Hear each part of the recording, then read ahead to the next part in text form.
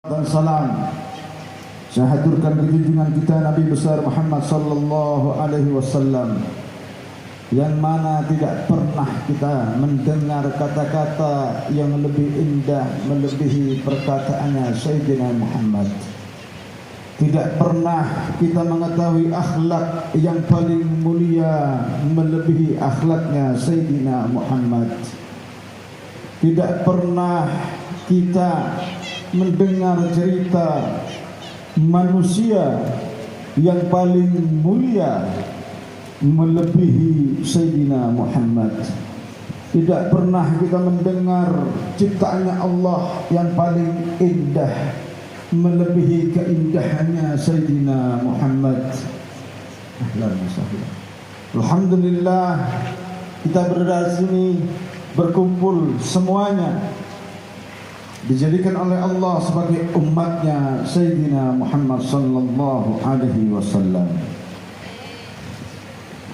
Para hadirin, tahukah anda bahwasanya semasa hidupnya Rasulullah, hakikatnya adalah Allah subhanahu wa ta'ala menempatkan surga di dunia. Jadi hakikatnya Allah subhanahu wa ta'ala menempatkan Rasulullah sallallahu alaihi wasallam di dunia ini, hakikatnya adalah surga ditempatkan di dunia oleh Allah subhanahu wa ta'ala. Seandainya di dunia ini tidak ada Rasulullah, niscaya dunia ini tidak akan menjadi tempat yang begitu indah, tempat yang dimana setiap sudut di dunia ini dihiasi dengan bersujud kepada Allah subhanahu wa ta'ala. Itu berkatnya Rasulullah sallallahu alaihi wasallam. Sampai-sampai perdebatan antara ulama, yang mana para ulama ini berdebat antara dunia dan akhirat, mana yang lebih utama. Padahal lebih utama mana dunia dan akhirat? Ada ulama yang mengatakan lebih utama daripada akhirat karena tidak ada maksiat di akhirat.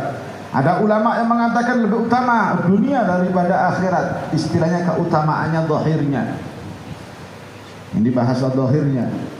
Lalu ulama yang mengatakan di dunia lebih utama daripada akhirat karena di dunia ada jasadnya Sayyidina Muhammad sallallahu alaihi wasallam, yang mana Allah Subhanahu wa taala mengatakan bahwa, yang mana Rasulullah sallallahu alaihi wasallam mengatakan bahwasanya apabila jasad-jasadnya orang manusia, orang-orang saleh yang menghafalkan Quran, yang istiqamah bil ilm, yang istiqamah dalam ilmu, maka jasad itu tidak akan dimakan oleh makhluk-makhluk yang ada di dalam bumi.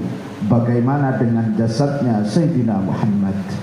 Bagaimana dengan jasadnya Rasulullah sallallahu alaihi wasallam? Kita banyak mendengar kejadian, bahkan melihat jasad-jasadnya para ulama, para minas salihin yang tidak secuil pun mereka itu berkurang di alam kuburnya. Ini menandakan satu keindahan dari Allah subhanahu wa ta'ala. Dalam hal, kalau ada orang yang mengatakan hal ini adalah acara-acara yang bid'ah, ini adalah orang-orang yang kurang dalam pendidikan agamanya, yang kurang dalam mengaji, yang kurang menimba ilmu. Hal ini dalilnya datang dari Rasulullah sallallahu alaihi wasallam, yang mana Rasulullah sallallahu alaihi wasallam di tanggal yang sama, di bulan yang sama, beliau mengunjungi dan Gunung Uhud, yang mana tempat ini terjadi peperangan antara kafir Quraisy dengan umatnya Rasulullah sallallahu alaihi wasallam, yang dipimpin langsung oleh Rasulullah sallallahu alaihi wasallam.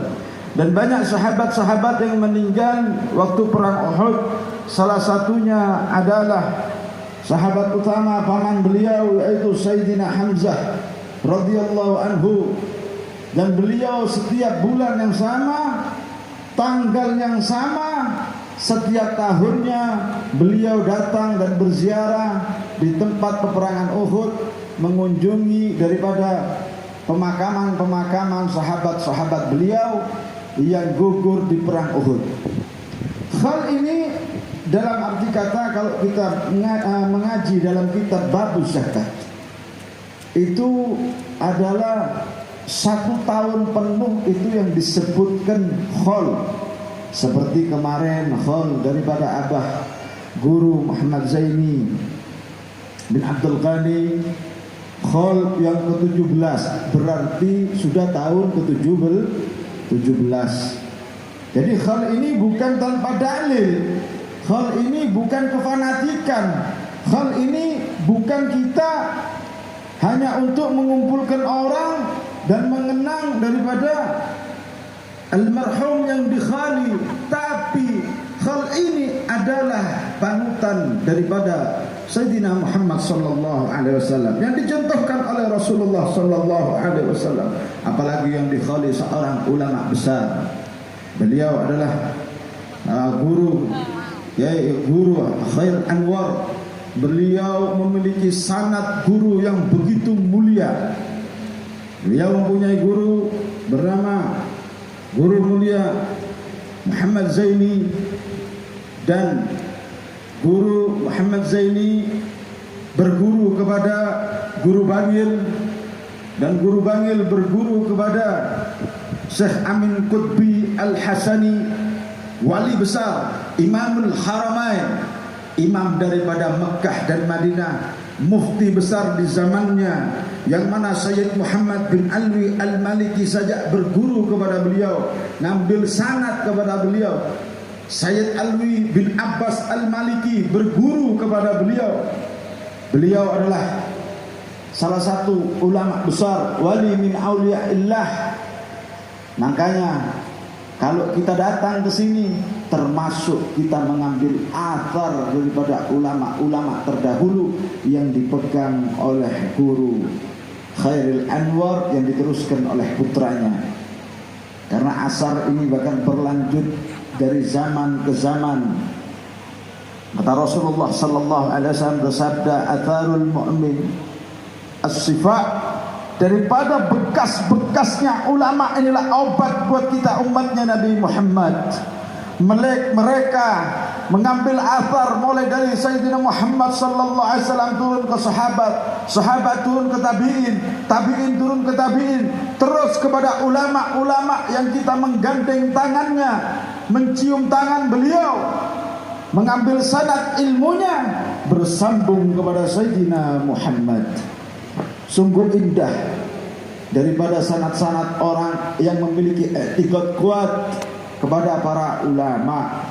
Dalam hadis Rasulullah sallallahu alaihi wasallam bersabda, "Man akramal ulama faqad akramani, wa man akramani faqad akramallah, wa man akramallah fa ma'wahul jannah." Barang siapa yang mengagungkan ulama, maka orang-orang itu adalah mengagungkanku, kata Rasulullah sallallahu alaihi wasallam. Barang siapa yang mengagungkanku, maka orang itu telah mengagungkan Allah Subhanahu wa taala. Barang siapa yang telah mengagungkan Allah Subhanahu wa taala, fa ma'wahul jannah, kembalinya nanti orang itu ada di surganya Allah Subhanahu wa taala. Mau lewat kemana kita mencintai Rasulullah kalau tidak lewat ulama? Harus lewat ulama. Makanya Rasulullah itu adalah hakikatnya adalah surga yang ada di dunia. Surga yang ada di dunia. Seumpama para sahabat ditawari masuk surga tanpa Rasulullah, masuk surga tanpa bertemu dengan Sayyidina Muhammad, atau hidup di dunia dengan Sayyidina Muhammad, niscaya mereka memilih hidup di dunia dengan Sayyidina Muhammad sallallahu alaihi wasallam. Seperti riwayat yang riwayat hadis yang disampaikan tadi oleh guru kita yang bunyinya al-mar'u ma'a man habba yaumil qiyamah.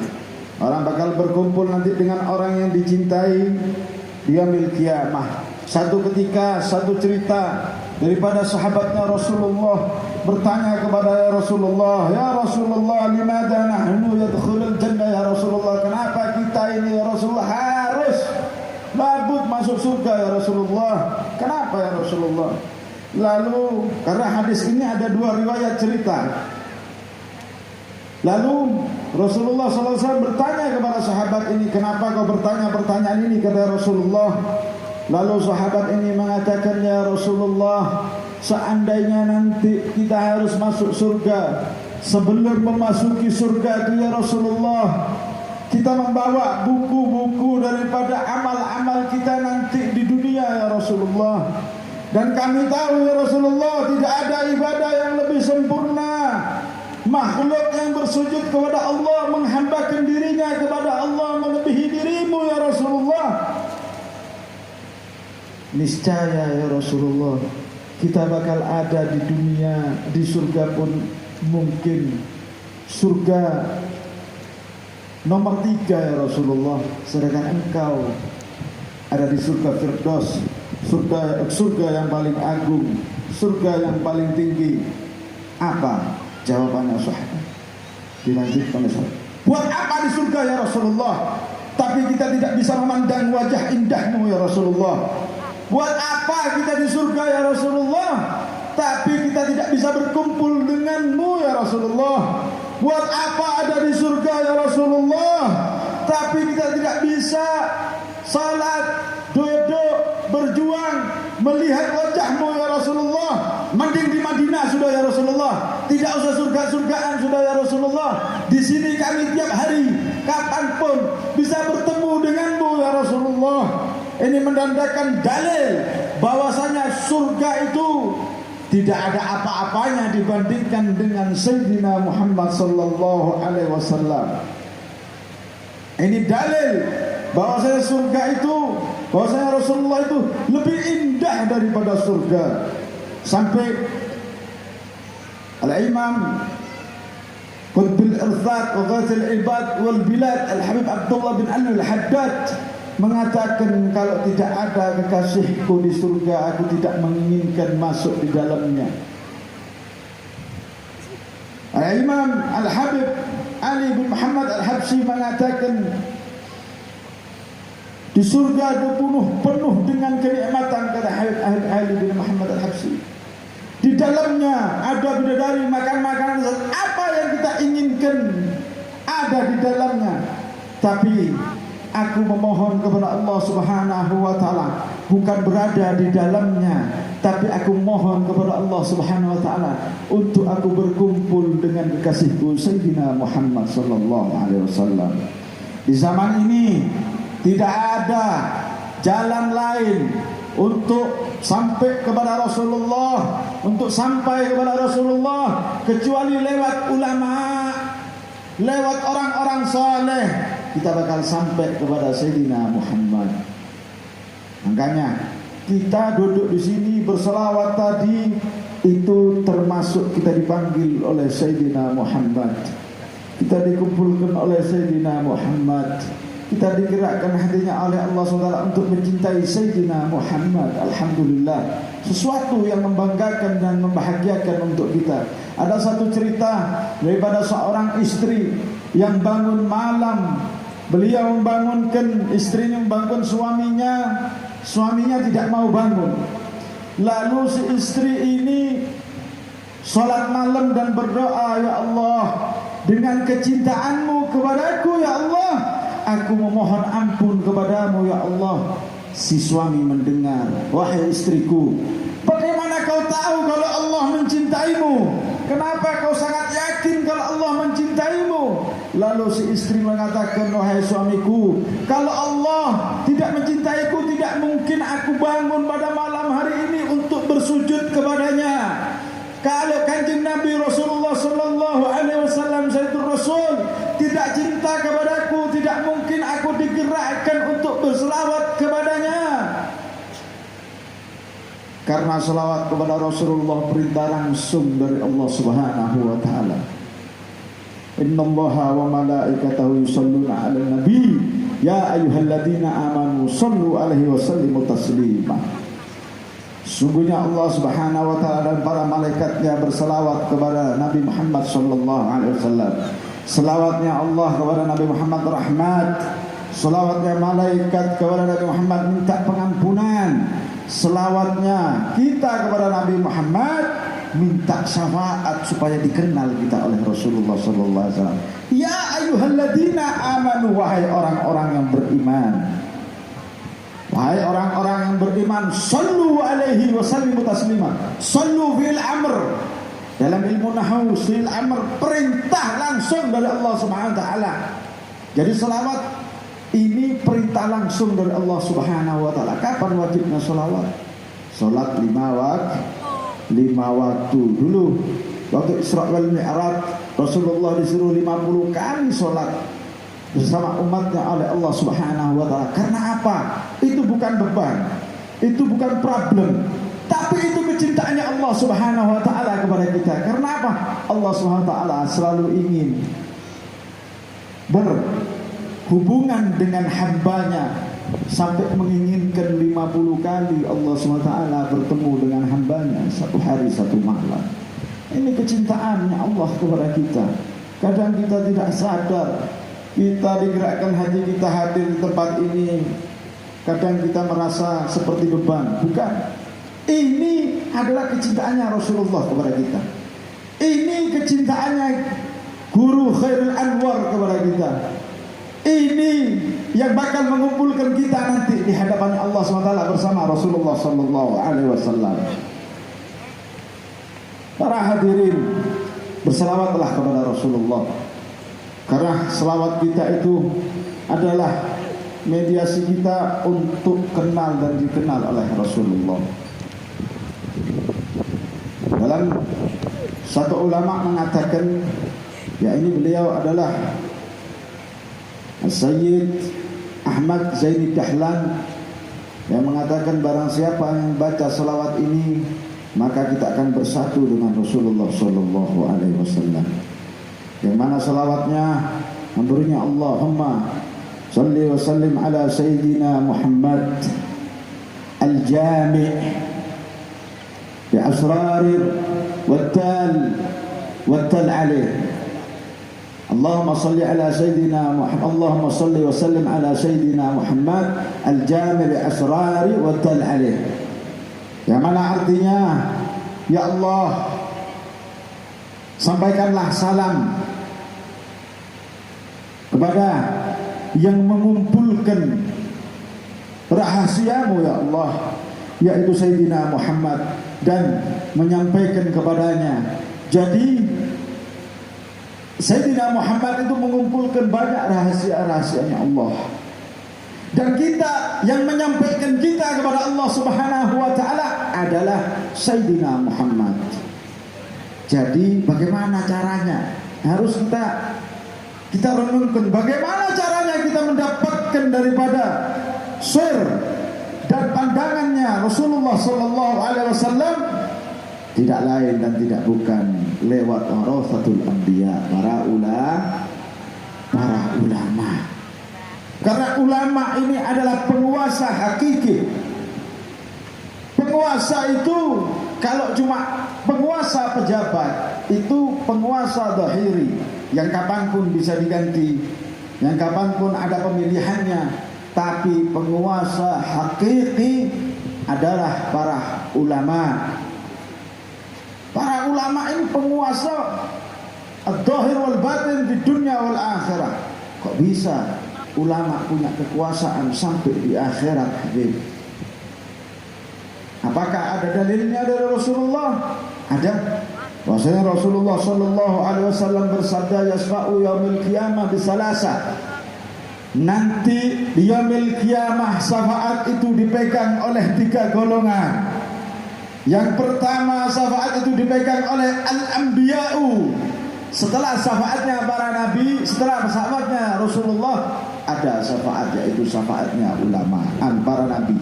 Setelah para nabi, baru syafaatnya al-ulama'u. Setelah syafaatnya al-ulama'u, baru syafaatnya as-suhada'u.